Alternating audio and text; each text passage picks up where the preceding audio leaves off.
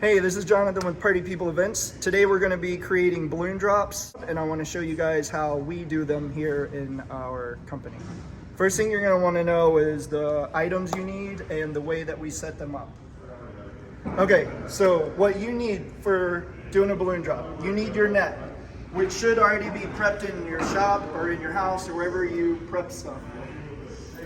You need some awesome metallic balloons, my favorite, the neons. You need some kind of inflating device that multiple people can use. I like the Air Force 4. You need a table to put all this good stuff on. You're gonna need a blower of some kind. I got this blower from a bounce house company that I have a relationship with. They just basically sold me one at cost. In addition to that, you need a pair of scissors. You're gonna want 80-pound monofilament. You need a couple clamps. You're gonna need some trick line, which you can get from an AV store. And then you're gonna need some zip ties. So if you have your bag prepped already, then you need to stitch up the bottom of it so it holds together and the balloons don't come out while you're inflating. We've already used this bag. We're doing 2 drops today. We've used both bags. So both ends are gonna have zip ties on it. I'll get to that later with you guys. So before you start, you're gonna wanna clip those off. We already have this bag ready to go. So I'm gonna have you just hold this. You can't actually do this. That should be fine. So you wanna basically, you're gonna weave in and out of the bag. You want to stay an inch or 2 below the bottom of the bag. And you want to go maybe about 4 to 6 inches with every one, trying to stay in a straight line, not going too deep or too shallow every time, but going directly across. The reason you don't want to go every 2 inches or whatever is because it's going to require more to pull the line through because it's going to add friction. We go 4 to 6 inches, which is big enough to hold the balloons we're going to put in here without any issues. So you're going to want to stitch the entire bag from one end to the other. And the goal here is that the line doesn't get tangled or twisted or knotted. Otherwise, you're gonna have a real big problem getting this thing to pull through the bag when it's go time.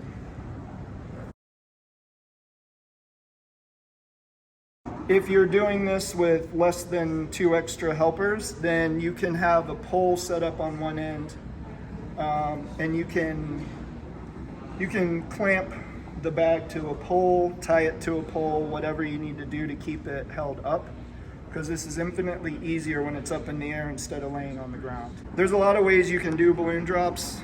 I just keep it simple because if they don't work, they don't work, and you're gonna have to give your client back 100% of their money, and you're probably gonna lose a client if they can't trust you for doing balloon drops. So I don't mess around making them complicated or fancy or anything else.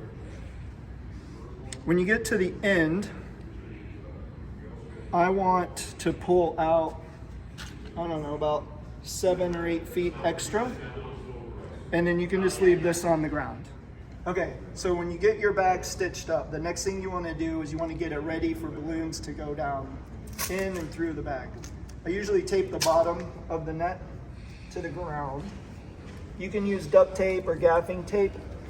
The thing you want to make sure with this tape is that you don't get it stuck to itself with the bag stuck inside of it, because then it's kind of a pain to get untaped. Okay, second thing you want to do is you want to come in with your clamps and clamp it to the table. This is a 15-foot net, so it's not very big. If we were doing a 50-foot net or something that's a lot bigger, then we might actually tape it to the top of the table as well. But in this case, that's not something that we need to do. But what you want to make sure that you're not doing is that you're not pulling this so far apart that a balloon's just going to fly out from the side here. So we might adjust our tape also. One other important thing to note is we have our blower and we have our inflating machine. Both of these devices pull a lot of power and electricity. So I like to plug one of them close by, and then I will run the other one, the power, from as far away as I can get. So we have an extension cord all the way to the other side of this ring. And the reason for that is you don't want to trip a breaker when you're setting up a balloon drop at 1 a.m. and then you have to wait an hour for maintenance to come figure out what's going on. Hi, I'm editing this video right now, and I realized there's a step that we took that I show you at the end of the video, but you really need to do it now. And that's taking a 5-inch balloon and adding it to the pull line where you have the excess that you've pulled, and then cinch it up to the net. What this is going to do, it's going to keep the balloons in the bag, but it's going to keep the line from pulling open and stretching where you've woven it in and out of the bag. And if you don't put that on there, what's going to happen is the bag's going to stretch, the line's going to allow some movement between the two parts of the bag, and balloons are going to come out while you're trying to fill the bag. And it's just not a good idea. So stitch your line. When you're done stitching the line, pull your excess, and then you're going to add that 5-inch balloon onto the end of the bag where the excess is. Pull the balloon all the way up to the bag, and with that, it adds tension so that the line is going to stay straight through the bag. It's not going to open up and pull the stitches. Okay, you should have everything set, ready to roll. What's going to happen next is you have your employees sitting around, standing around, usually around your inflating device. I like to blow up a balloon. You're going to tie it.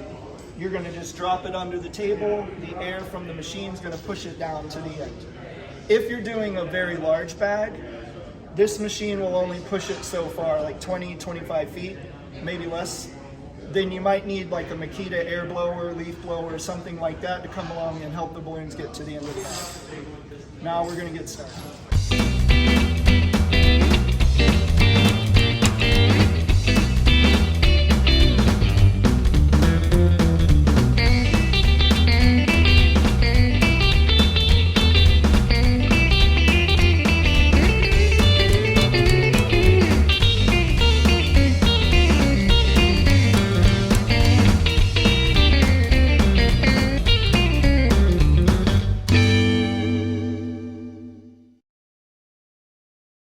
Okay, so now that you have your balloon drop bag totally filled with balloons, next thing you're going to do is cinch the other end up, and you're going to zip tie it all the way down so your bag is completely filled, completely secure, line through the middle, zip ties on both ends.